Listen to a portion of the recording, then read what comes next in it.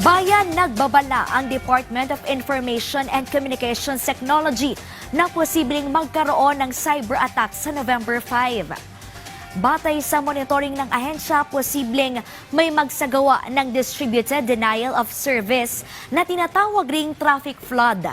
Ang traffic flood ay yung sabay-sabay na pagkatok ng mga hacker sa isang website o app. Pinababagal nito ang mga online portal para maantala at hindi makapagbigay ng serbisyo sa lehitimong users. Payo ng DICT, subukan sa ibang oras ang paggamit ng online page.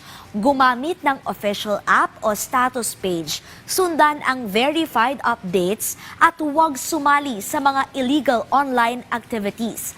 Paglilinaw ng DICT, hindi po ito data breach at walang mananakaw na personal na accounts, data at pera.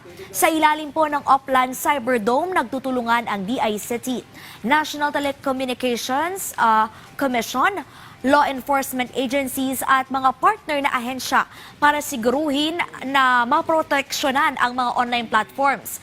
Naka-activate 24/7 ng NSER team para siguruhin na ligtas ang digital space. Maaari pong i-report ang insidente sa email at mga numero na naka-flash sa inyong screen.